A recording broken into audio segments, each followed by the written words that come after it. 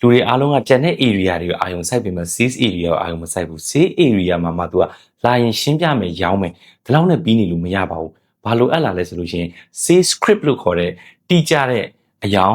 dialogue တွေရှိဖို့လိုပါတယ်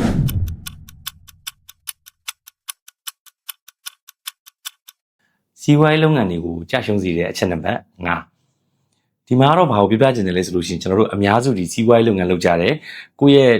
product တွေ service တွေဈေးကွက်မှာတင်ရောင်းကြတယ်တင်ရောင်းနေဆိုကြတဲ့ကွာကျွန်တော်ပြောထားပြီးသားပဲစီးပွားရေးမှာအရေးအကြီးဆုံးဒီ sales ကအရင်ရေးကြည့်ပါတယ်လူတွေအားလုံးကကျန်တဲ့ area တွေကိုအာရုံစိုက်ပေမဲ့ sales area ကိုအာရုံမစိုက်ဘူး sales area မှာမှသူကလာရင်ရှင်းပြမယ်ရောင်းမယ်ဒီလောက်နဲ့ပြီးနေလို့မရပါဘူးဘာလို့အပ်လာလဲဆိုလို့ရှိရင် sales script လို့ခေါ်တဲ့တိကျတဲ့အယောင် dialogue တွေရှိဖို့လိုပါတယ်ကိုယ့်ရဲ့လုပ်ငန်းမှာအယောင် dialogue တွေရှိနေပြီလားဆိုတော့ပြန်ပြီးဆက်စစ်ကြည့်ပါဘာကြောင့်မို့လဲဆိုလို့ရှိရင်ကျွန်တော်တို့လာတဲ့ customer လူပေါင်းစုံလာလိမ့်မယ်ကိုယ့်စီမှာလာလိမ့်မယ်သူတို့စိတ်ဝင်စားနဲ့ကိုယ့်စီမှာစုံစမ်းမေးမြန်းမှုတွေလုပ်လိမ့်မယ်ဒါပေမဲ့ကိုယ့်ဘက်ကနေ sales script ကောင်းကောင်းမရှိထားဘူးအပြီးသက်မရောင်းနိုင်ဘူးဆိုလို့ရှိရင်လည်းကိုယ့်ရဲ့လုပ်ငန်းမှာဝင်ငွေတွေကရလာမှာမဟုတ်ပါဘူးအဲ့တော့ sales script ရောင်းဖို့ sales script နဲ့ပတ်သက်ပြီးတော့ကျွန်တော်အကြံပေးခြင်းတဲ့အချက်တွေတခုရှိပါတယ်အဲ့ဒါပါလဲဆို sales script ရေးတော့မှဆိုဒီ၃ကြောင်းသတိထားပါနံပါတ်1 identity ကိုဘယ်သူလဲဆိုတာကိုသူတို့ကို clear ဖြစ်အောင်ပြပါနံပါတ်2 purpose ဒီလုပ်ငန်းကိုဘာရည်ရွယ်ချက်ကြောင့်လုပ်တာလဲဆိုတာကိုသိအောင်ပြပါနံပါတ်3အချက်နေတော့ benefit ကိုစီကနေဝယ်သွားပြီဆိုသူဘာတွေရမလဲဆိုတာကိုရှင်းလင်းအောင်ပြထားပေးပါကျွန်တော်ဥပမာ sales script တစ်ခုပြပါမယ်ဥပမာဆိုကြပါတော့ကျွန်တော်စီမှာဆို SIR တင်တန်းရှိတယ်ကျွန်တော်စီမှာဖွင့်တဲ့တင်တန်းဒီခုန identity နဲ့ပြောမှဆို SIR ဆိုတဲ့တင်တန်းက shape it right လို့ခေါ်ပါတယ်စီးပွားရေးလုပ်ငန်းတွေမိမိရဲ့စီးပွားရေးလုပ်ငန်းကိုပုံစံအမှန်ပြောင်းလဲဖို့အတွက် UTV ဖွင့်ထားတဲ့တင်တန်း this is identity purpose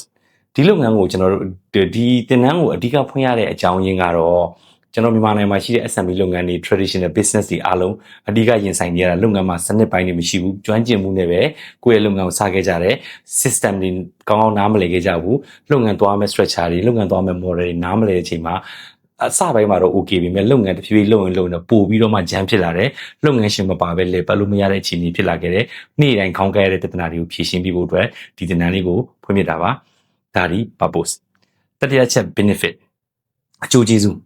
ဒီ SIR တင်နန်းကိုတက်ပြီးသွားလို့ရှိရင်ရမယ့်အဓိကအကျိုးကျေးဇူးတွေကတော့နံပါတ်1ဘာလဲဆိုလို့ရှိရင်ကိုယ့်လုပ်ငန်းမှာဖြစ်နေတဲ့